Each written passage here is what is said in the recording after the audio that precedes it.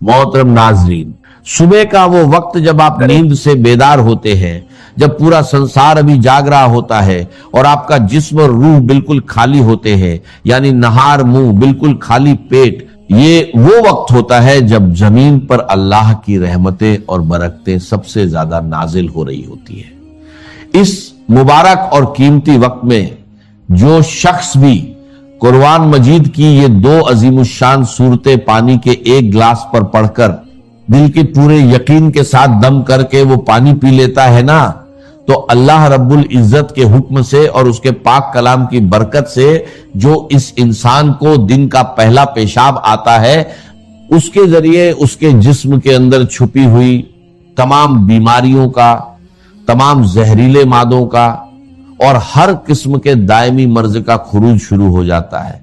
ये कोई मामूली बात नहीं है, ये अल्लाह के कलाम का वो मोजज़ा है जिसने सदियों से मायूस लोगों को नई जिंदगी अता की है। सिर्फ 3 दिन, जी हां सिर्फ 3 दिन, आप दुनिया के बड़े से बड़े मरीज को जो बरसों से दायमी मर्जस के अंदर मुब्तला है, जिसका जिस्म बीमारियों का घर बन चुका है और जिसको दुनिया के किसी अस्पताल और किसी हकीम से शिफा नहीं हो रही, आप ये मोजज़ाती पानी उसे पिलाकर देखें। अल्लाह के कलाम में अल्लाह ने वो शिफा रखी है जो इंसान की अक्ल को दंग कर देती है। जो बंदा हर जगह से मायूस हो जाता है, जो दुनिया के महंगे तरीन डॉक्टरों से इलाज करवा करवा के थक चुका है, जिसकी जेब खाली हो चुकी है और उम्मीदें दम तोड़ चुकी हैं और डॉक्टरों ने यहां तक जवाब दे दिया है कि अब इस मरीज की सिर्फ खिदमत करें, अब दुनिया की कोई दवा इस पर असर नहीं करेगी और इसका कोई इलाज मुमकिन नहीं है। अल्लाह के कलाम की इन सूरतों की बरकत से अल्लाह तबारक व ताला इन लाइलाज मरीजों को भी बिस्तरे मर्ग से उठाकर सेहत व तंदुरुस्ती की नई जिंदगी अता फरमा देता है। जो लाइलाज बीमारियां हैं, जिनका नाम सुनकर इंसान कांप जाता है, अल्लाह के फजल व करम और उसकी रहमत से उनसे भी शिफा हासिल हो जाती है। अगर आप मेरी बताई हुई तरतीब के मुताबिक इस अमल को करते हैं, इन सूरतों को पढ़ते हैं, तो इनकी बरकत पहले ही दिन से, बल्कि पहली ही खुराक से आपको नसीब होना शुरू हो जाती हैं। आपके सामने, आपकी अपनी आंखों के सामने शीशे की तरह सब कुछ अय्यां हो जाएगा कि कैसे अल्लाह का कलाम जिस्म के अंदर जाकर बीमारियों को जड़ से उखाड़ फेंकता है। इस अमल की ताकत को समझने के लिए आपको सबसे पहले इसकी पहली सूरत की अजमत को जानना होगा और इस सूरत का नाम मुसल्ले पर बैठकर दिल की गहराइयों से पुकारना होगा। कुरान मजीद की वो सबसे पहली सूरत जिसे उम्मुल कुरान भी कहा जाता है, वो मुबारक सूरत सूरह अल फातिहा है। जी हां, सूरह अल फातिहा ही कुरान मजीद की वो सबसे पहली जलीलुल कद्र और अजीम शान सूरत है, जिसके बारे में कायनात का हर मुसलमान जानता है और हर नमाज की हर रकात में इसे पढ़ता है। ये इतनी कमाल की सूरत है कि सहाबा कराम, ताबीन और बड़े बड़े अल्लाह वालों ने, औलिया अल्लाह ने अपनी जिंदगियों के तजुर्बात से बताया है कि जब भी कोई सख्त मुश्किल आती थी या कोई ऐसा मरीज सामने आता था जिसका बचना मुहाल होता था, तो वो इस सूरह अल फातिहा को पढ़कर पानी पर या इस मरीज पर दम करते थे और अल्लाह रब्बुल इज्जत उसी वक्त शिफा अता फरमा देता था। इस सूरह अल फातिहा को आपने बिस्मिल्लाहिर रहमानिर रहीम की पूरी बरकत के साथ पढ़ना है। ये वो सूरत मुबारका है जो मक्का मुकर्रमा और मदीना मुनव्वरा दोनों जगह नाजिल हुई, यानी ये कुरान पाक की वाहिद सूरत है जो 2 बार नाजिल हुई है।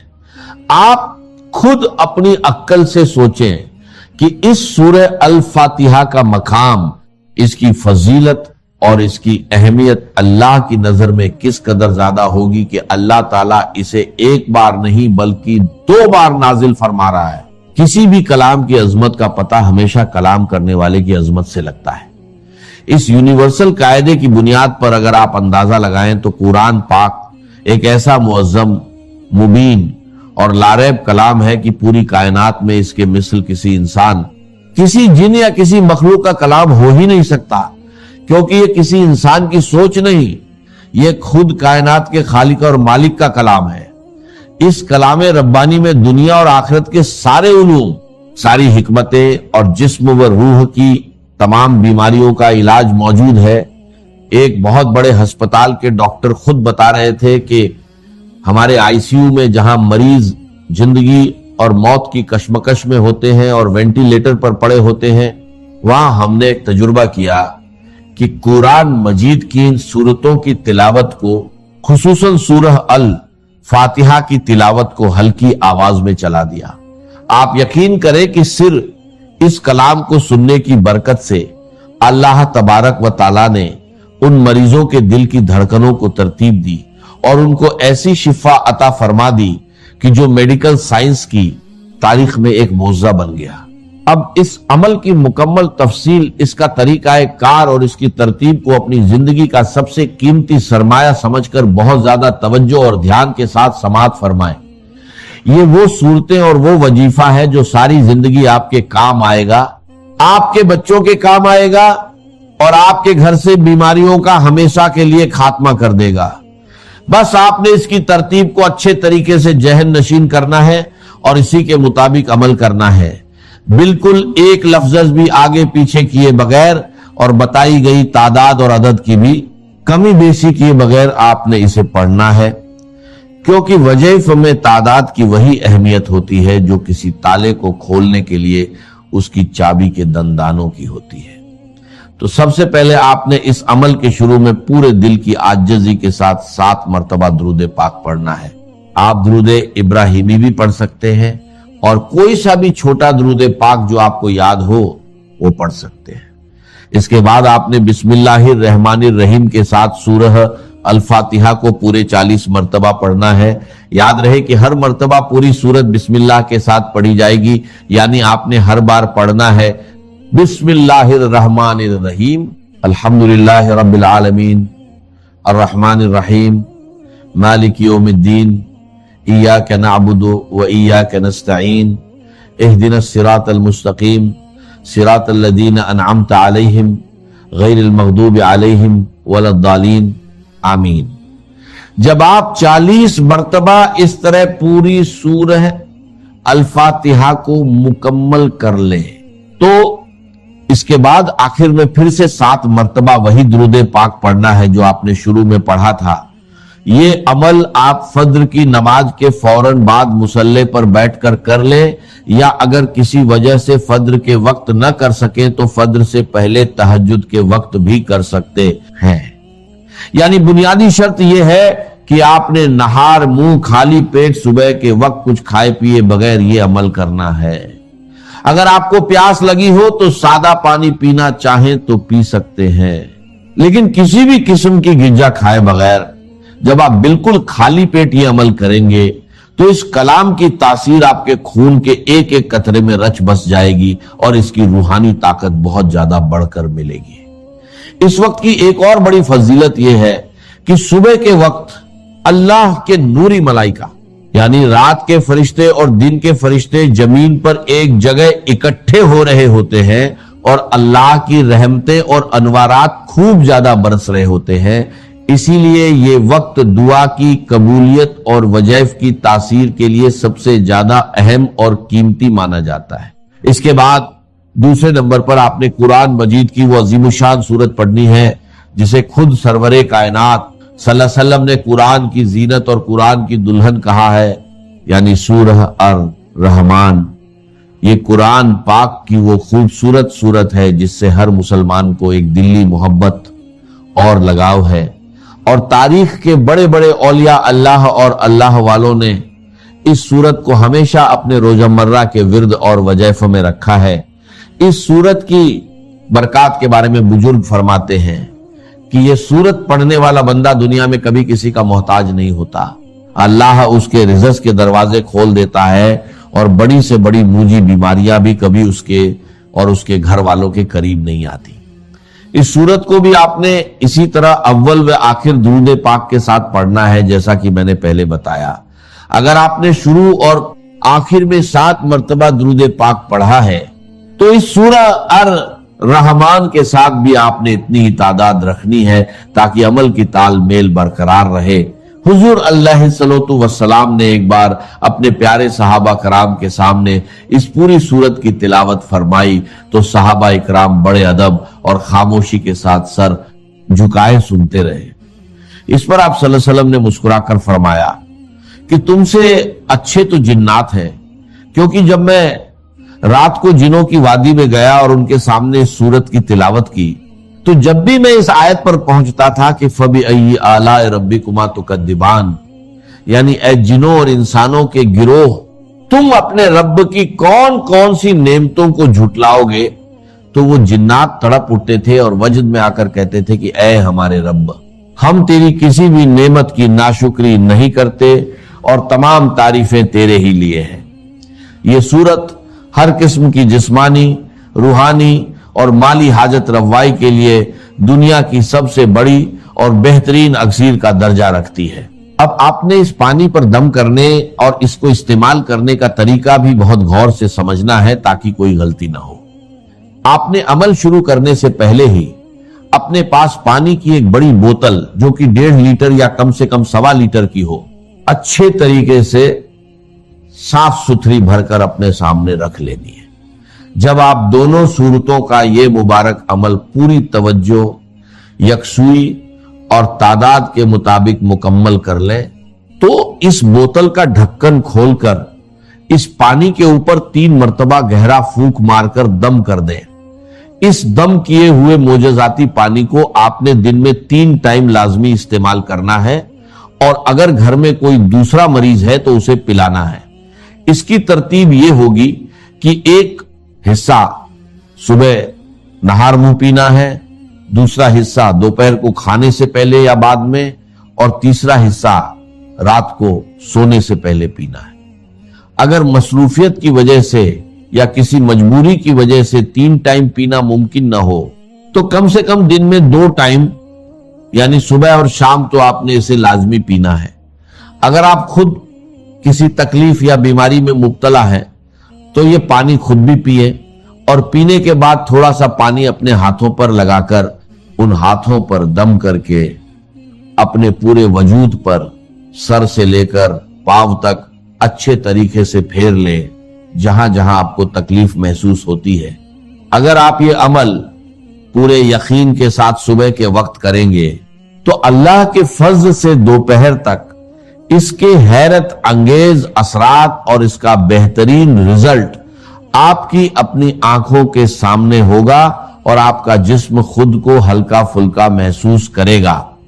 अगर आपकी कोई ऐसी बीमारी है जिसके लिए आप डॉक्टर की दवा खा रहे हैं लेकिन वो दवा आपके जिस्म पर असर नहीं कर रही तो मायूस ना हो, इस अमल की बरकत से वो दवा भी अल्लाह के हुक्म से तीरे बहदफ काम करना शुरू कर देगी और बीमारी जड़ से खत्म हो जाएगी। याद रहे कि अल्लाह का कलाम सच्चा है और उसका वादा हक है। बस जरूरत इस बात की है कि जब आप पढ़ने बैठें तो आपके दिल में राई के दाने बराबर भी शक नहीं होना चाहिए, क्योंकि शक अमल के असर को जाया कर देता है। पूरे तवक्कुल और यकीन के साथ जब आप इस पानी को अपना मामूल बना लेंगे तो आप खुद देखेंगे कि कैसे आपके दिन बदलते हैं, कैसे आपके घर से बीमारियां, परेशानियां और नाचाकियां दूर होती हैं और अल्लाह की रहमत का साया आपके पूरे खानदान पर कायम हो जाता है। जब अल्लाह के दीन को कायम करने की जिद्दोजहद उस मरहले पर आ जाए कि अब बातिल के साथ टकराव है और अब चाहिए कि सारी कुव्वत एक मरकज पर जमा हो जाए, हिजरत फर्ज कर दी गई। वो हिजरत घर बार छोड़कर, अहलो अयाल को छोड़कर और मक्के के भेड़ियों के रहमो करम पर छोड़कर अपने घर वालों को, जो लोग हिजरत करके आए, हुक्म था। हिजरत मदीना फर्ज थी, हिजरत हबशा फर्ज नहीं थी। सिर्फ इजाजत थी कि जिनसे सख्तियां नहीं झेली जा रही मजीद वो चले जाए। तो हिजरत का ये इब्तदाई नुक्ता, इंतहा ये जिहाद, अल मुजाहिद मन जहाद नफ्सहू, जिहाद तो यहां से शुरू हो गया, अपने नफ्स के खिलाफ जिहाद करना। सुबह नफ्स ने कहा अभी सो जाओ, आपने नफ्स की बात को रद्द किया, अपना कंबल उठा के फेंका, उठे, वुजू किया, नमाज के लिए आप मस्जिद चल दिए, आपने जिहाद किया नफ्स के खिलाफ। ये अफजलुल जिहाद है और सबसे चोटी ऊपर यह है कि जब वो हक व बातिल की जंग हो तो जान हथेली पर रखकर मैदान में हाजिर होता। इसी तरह ये जो शिर्क फिल इताअत है, मैंने आपको उसकी इब्तिदा भी बता दी, इनफरादी सतह। अफरायता मन इत्तखज़ इलाहहु हवाहु अफअंत तकूनु अलैहि वकीला, کیا تم نے غور کیا اس شخص کی حالت پر جس نے اپنی خواہش نفس کو اپنا معبود بنا لیا، الہ بنا لیا، کہہ رہا ہے لا الہ الا اللہ، لا الہ الا اللہ، لیکن الہ تو اس کا نفس ہے۔ اب اس کو انتہا پر لے جائیے۔ عہد حاضر کا سب سے بڑا شرک، سب سے بڑا شرک، سب سے بڑا شرک عوامی حاکمیت کا تصور ہے۔ حاکم اللہ کے سوا کوئی نہیں، ان الحکم الا للہ۔ ذاہر بات ہے فرعون نے اگر دعویٰ کیا تھا میں تمہارا خدا ہوں، انا ربکم الاعلی، تو کیا اس کا مطلب یہ تھا کائنات میں نے پیدا کی ہے، تمہیں میں نے پیدا کی ہے؟ ذرا سوچیے، کیا وہ بزرگ موجود نہیں ہوں گے جنہوں نے اسے دیکھا ہو کہ آج اس کی ولادت ہوئی تھی، کل اس کی کوئی اور سیریمنی ہوئی تھی؟ یہ کیسے دعویٰ کیا تھا؟ میرا حکم چلے گا، میں نہیں جانتا، الیس لی ملک مصر، مصر کی حکومت میری ہے کہ نہیں؟ یہ دعویٰ تھا، یہ خدائی کا دعویٰ۔ کسی زمانے میں وہ فرد ہوتے تھے، نمرود ہوتے تھے، نماردہ، فراعنہ۔ جمال عبد الناصر نے نعرہ لگایا تھا نحن ابناء الفراعنہ، بڑے فخر کے ساتھ ہم فرعونوں کی اولاد، اور صدام نے لگایا تھا نعرہ نحن ابناء النماردہ، ہم نمرودوں کی اولاد۔ عراق کے بادشاہوں کا لقب نمرود تھا اور مصر کے بادشاہ فراعنہ تھے، فرعون تھے۔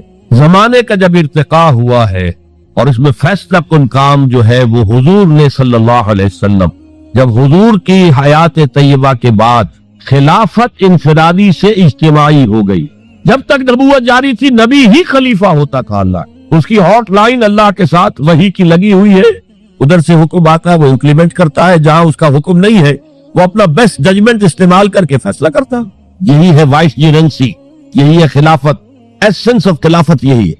جیسے وائس رائے دلی میں ہوتا تھا، ہمارا بادشاہ یا ملکہ تو انگلستان میں ہوتے تھے، اب جو ہز میجسٹیز گورنمنٹ یا ہر میجسٹیز گورنمنٹ سے حکم آیا، وائس رائے اس میں کوئی تغیر و تبدل نہیں کر سکتا، he has to implement it as such. جہاں کوئی حکم نہیں ہے تو وہ مقام پر بیٹھا ہے، آن دی اسپاٹ ہے، حالات کو دیکھے اور جو مملکت اور کنگڈم کی مصلحت میں سب سے بہتر نظر آئے وہ فیصلہ کر لے۔ لیکن حضور پر نبوت ختم تو خلافت کلیکٹیو ہو گئی، خلافت المسلمین، اگرچہ شروع میں امیر المومنین کہا جاتا تھا، کچھ عرصے کے بعد خلیفت المسلمین یہ اصطلاح جو ہے وہ عام۔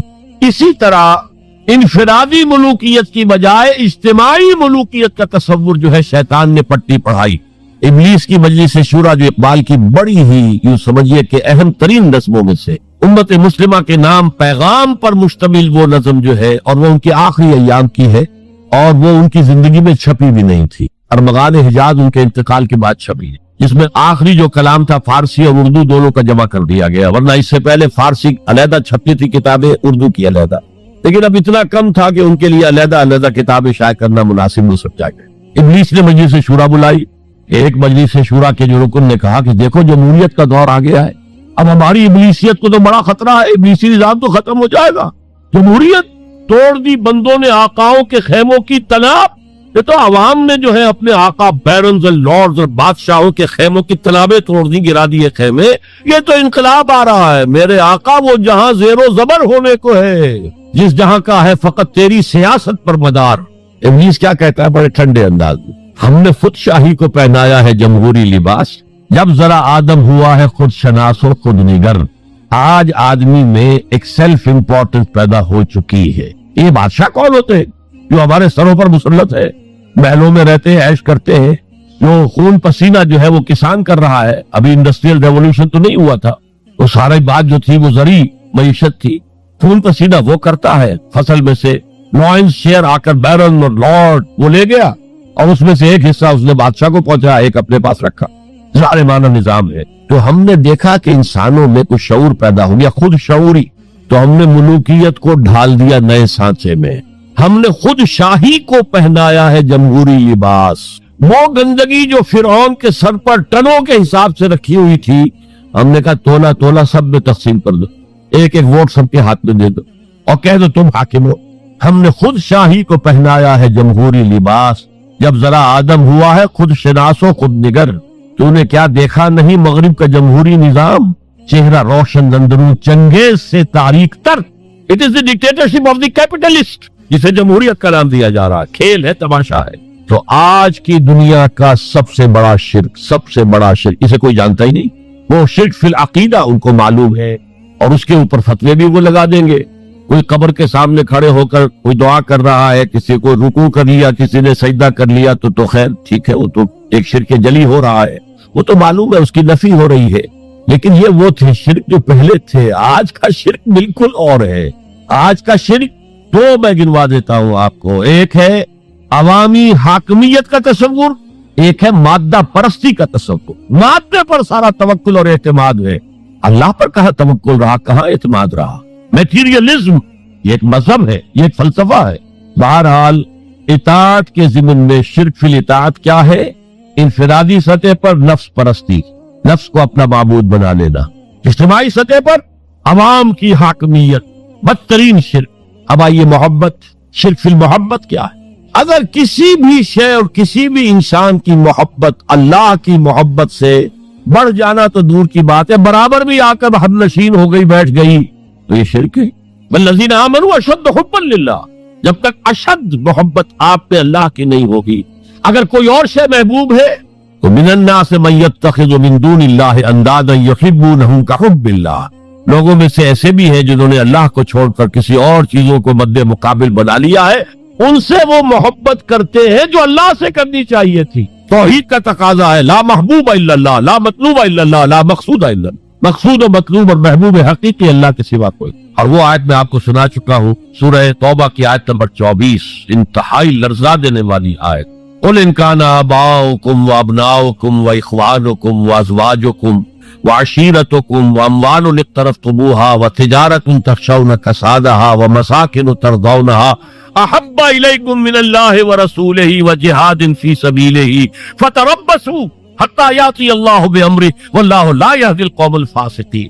اے نبی ان کے کان کھول دیجئے, اچھی طرح سنا دیجئے کہ اے لوگو, اے ایمان کے دعوے دارو, اگر تمہیں اپنے باپ, اپنے بیٹے, اپنے بھائی, اپنی بیویاں یا بیویوں کے لیے شوہر اور اپنے رشتہ دار اور اپنے وہ مال جو بڑی محنت سے کما کر کھتے بھرے ہوئے ہیں اور اپنی وہ تجارت جس کی کساد بازاری کا تمہیں اندیشہ رہتا ہے مندہ نہ ہو جائے, اور اپنے وہ محل, اپنی حویلیاں جو تم نے تعمیر کی ہیں اور بہت تمہیں محبوب ہیں, انہیں خوب فرنش کیا ہے.